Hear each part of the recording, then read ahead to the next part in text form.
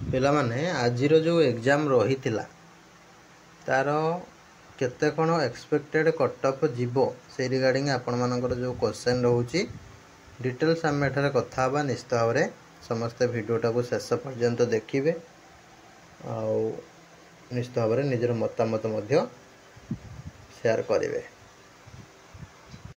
नमस्कार दोस्तों, इस वीडियो को लाइक करें, हमारे चैनल को सब्सक्राइब करें, इस घंटी के आइकन को दबाएं, ऑल सेलेक्ट करें हमारी सभी वीडियो सबसे पहले देखने के लिए।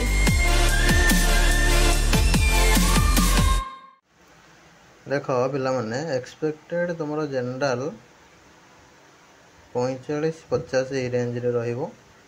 ठीक अच्छे मेल कैटेगरी फीमेल रे तुम 40+ एससी बीसी रे तुम सेमती 40 to 45 यार भितर मेल आउ 35 to 40 यार भितर तुम रहिबो फीमेल। एससी एसटी ये सब ताठू अल्प अल्प सब कम रहिबो। एससी कैटेगरी 30+ मेल 25+ फीमेल ये टाइप रही पारे।